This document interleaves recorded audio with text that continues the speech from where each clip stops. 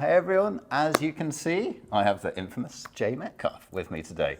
Thanks for coming down, Jay. In fact, Jay is actually here to do an event right here in the store later tonight. So as a kind of precursor to that, we figured we'd kind of use the time and talk about really all of Jay's products. So some products that have already been released that are doing very well for us, and some nice new surprises as well. So yeah, where should we start? We've got a lot of new things, BetterSax, and we're coming out with so many new things all the time that, you know, even like things like the reeds, they've only been out a couple of years now. Right. It's still very new, but we've got all this other new stuff coming out that it makes these things feel like they've been around for so long. Yeah, exactly right. Yeah. What should we start with? I think we should start with the bomb. Let's just go, because this is our initial plan, wasn't it? Just to talk about the new Session Alto, but then we got excited by the other stuff. So we'll move on to that in a minute. But let's start with the new exciting big release, which is due out really very soon. Very soon. In the coming weeks. Yeah, this summer. So tell us about the Session Alto. Right? Okay, so, you know, we started with the Classic, which people are pretty familiar with now, the entry-level model. Mm-hmm.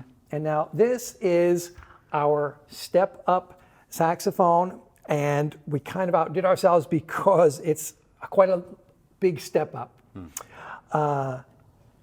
It was meant originally to be an intermediate model, and it is, but it really plays and performs like a pro horn, and I'd put this up against any of my pro saxophones in terms of quality, reliability, sound, just the sturdiness of it, and the look.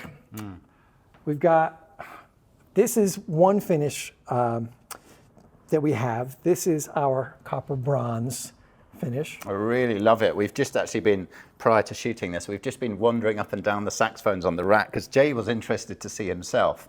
How does it compare with some of those other, you know, well-known brands, you know, at high price points? Just to see how it stands out and how it would fit in, how it would look on the rack. And it was interesting to us to see that it pretty much has its own complete definition and character and look, and it almost doesn't look like any other saxophone we've got on the rack. It's just slightly different. Yeah, so that's great. That's great. You know, the original BetterSax Classic horns, they have that darker cognac lacquer, which we love. We wanted to stay in that zone of like a darker lacquer because we love that, but we also wanted something a little bit different, and I don't know, for me this evokes just, I don't know, another level. It's fancier looking. Yes, it does sort of smack of quality as soon as you see it. I think it's got a real maturity and sophistication to it, I think would be the word I'd apply to it. And just in the fingers as well, I've not had a blow. In fact, I only saw this for the first time about 20 minutes ago. It feels lovely. We're just going through one or two of the points here, some of the spec, as it were. If you take the auxiliary F key here, feels very flush to me. I like that. Sometimes you get stuck, don't you, with the finger here. You can kind of get lost under it, but that feels very smooth to me. And then I also like this transition here from the B to the bis key. So that feels good. This area is so important in terms of your fluidity of movement as a sax player, and I think it's all going on there. But perhaps you can tell me about a few bits and pieces in terms of the mechanism and what have you. So we're very happy with the mechanism. That's, I mean, it really does play like a pro horn and feel like a pro horn under the fingers. And on top of that, we wanted this to come with a great mouthpiece. And so we have, this is the first time we're even talking about this publicly. We have, together with our friends at J.J. Babbitt, we have designed a BetterSax Meyer mouthpiece. And this is made with the, you know, Meyer tooling at the Babbitt factory. It's based on our favorite vintage Meyer design. So you're going to get with this horn basically a copy of an amazing vintage Meyer mouthpiece that comes standard with the Session. I'm really looking forward to that. They're doing great things at the Babbitt factory now with all of their mouthpieces. If you take the Myers and the Lynx and other mouthpieces, they've really kind of changed the culture of the way they're producing mouthpieces. We were talking about that a little while back. They've always been so famous, the mouthpieces, of course, over the ages, but recently this change, I think, has sort of instigated a sort of new lease of life into what's coming out of that factory. Well, that's something they've talked about a lot. And if you visit their website now or their social media pages, they're very open about talking about how they've been making some major changes to improve the quality and improve the consistency of everything. Yeah. And part of that for us is also, that's very important for all BetterSax products. So one thing that we do with all of the mouthpieces is we inspect and play test every one. Sure. Before it goes in the case of one of these saxophones, in addition to everything that they're doing at Babbitt. And it also comes with a great case. Yes. This is another thing that's incredibly important. This is a beauty, this one. If we can put it on the table so we can show it to the camera. It looks very pretty. Got this nice storage here, fancy frontage here, kind of carbon style finish. Loads of storage here, you can see immediately. I think you've got some of your bits and pieces in there. I probably do. I've been using it, traveling with it. Yeah, great. And it just feels very plush and well put together. Yeah, for me, I love having a case like this where you want it to fit in the overhead. I just flew over from France this morning, no problem going in the overhead. But you also want space for accessories. You need some space, right? So for me, once you have a case that's that's not a rectangle. I mean, you're still using that cubic space, right? Like, so it's nice to cut that out, but really you're just taking away space you could put accessories. You're not actually getting it into a smaller space. Sure. So here's the compromise. It's got the sleek thing as well as the fact that you've got the storage as well. Right, so it's a bit of a compromise, exactly. And on top of that, I love having a pocket, space for the neck to go in, and a space for the mouthpiece over here. I don't want my, although I have one here floating around. You don't want it banging around into the other things. Banging around into the other things. As it's doing right here. Yes. That's great. So that works really nicely. So yeah, we're really excited to release this session in the coming weeks here at Sax. So watch this space firmly. But in the meantime, let's move on to some of the other goodies we've got lying around on this table. Let's save the metal one for last, because that's happening right now. We've mentioned the reeds; these are fantastic, and I think I heard a sniff of news that you might have like a concert version, a kind of classical inverted commas version coming out. Sniffing out all the news. Yes, I have. The reeds. Is that too early to say? No, I mean we're working on so many things. Okay, work in progress right now. And classical reeds are one of the things we're working on, and not only that, a lot of people have been asking about Barry reeds, because we've got, these are the BetterSax Jazz Cut reeds, only available for alto and tenor right now, but baritone is coming, soprano is also coming. Yeah. And classical, inverted commas, because how could you say one reed is classical? So I always have to, you serve it up with a dosage of inverted commas. We have another cut. It's another cut, coming. So some of the other things here, we've got some, these are really cool. We're not stocking these yet, but we will be very soon. I really love the look of them. Again, just beautiful quality, lovely to the touch. But these things actually these swabs come in an entire kit, which is very useful because you've got the body swab there, and then you've got neck and mouthpiece, and then a little pad dryer at the same time. Did it get lost here? The pad dryer is here. Here we go. Yeah. So the three together just kind of makes sense in terms of your maintenance. Well, yeah, you could buy them all separately. But you can buy them separately. Right. But here's the thing, like for me, why would you swab out one part of the horn and not the other parts? And some people do, don't they? It's crazy. Well, because it's something we don't talk about a lot. I know I was never taught to swab out my horn by my first teachers. It was just not a priority. I was a repair technician for many years, and typically saxophone players don't swab out their horns, and it gets really funky and nasty in there. That's not good for keeping your horn in top line condition. It's not good for hygiene, obviously, and it's not good for retaining the value of your saxophone over time. Right. So this is a small investment that is going to fix all of those things, and I really encourage everybody we just wanted to have one. You just buy one thing, and it's going to last you probably forever.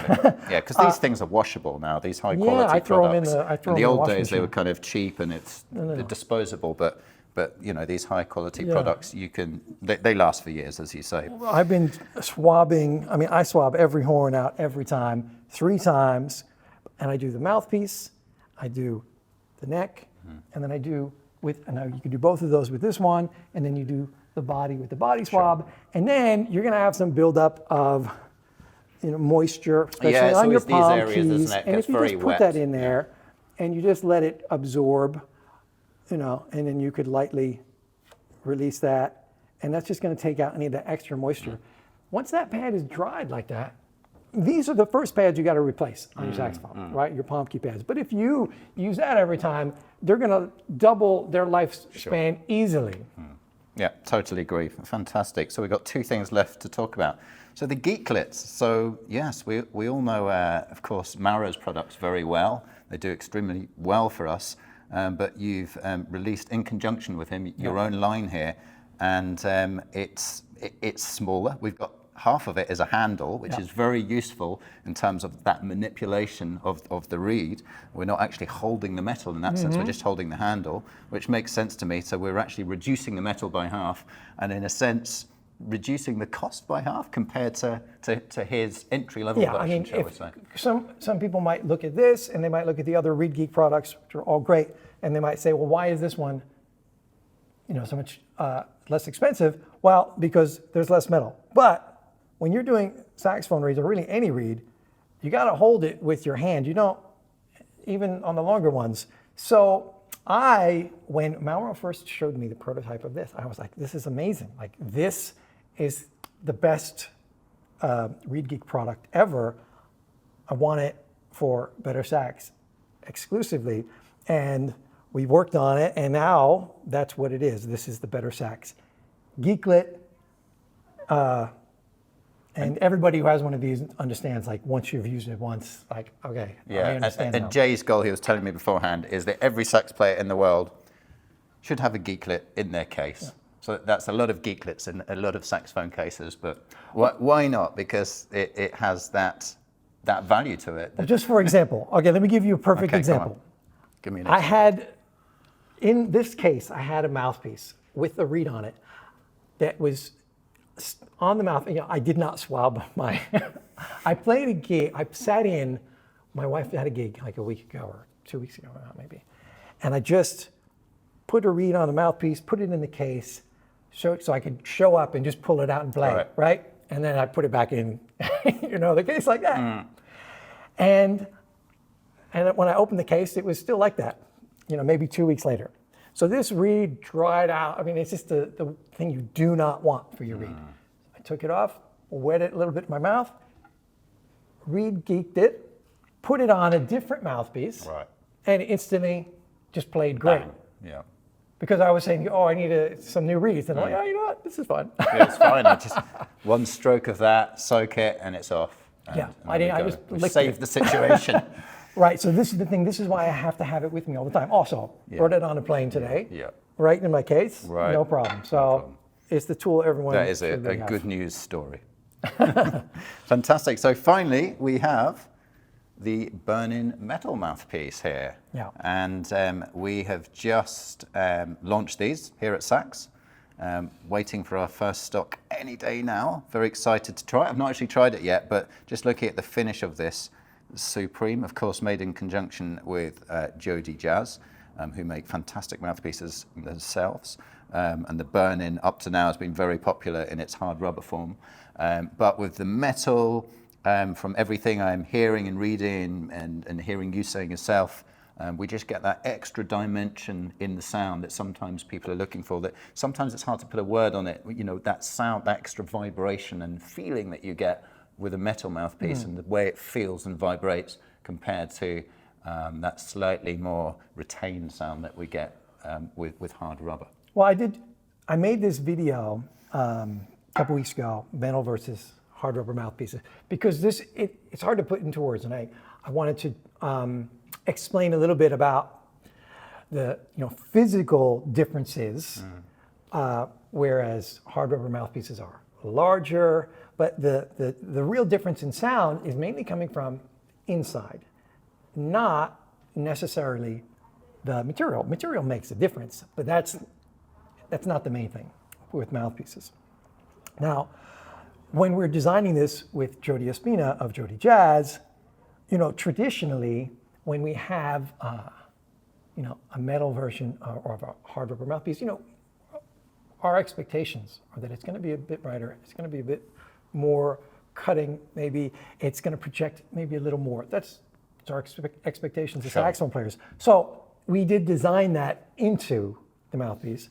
One of the things, if you were to make it exactly the same though, interior dimensions, hard rubber and metal, just by virtue of your mouth being slightly more closed, it's going to give you the perception that it's a bit more projecting, a bit more focused. That makes enough of a difference because there's so much going on with all of this. I mean, not only changing that can then change the shape of the internals here.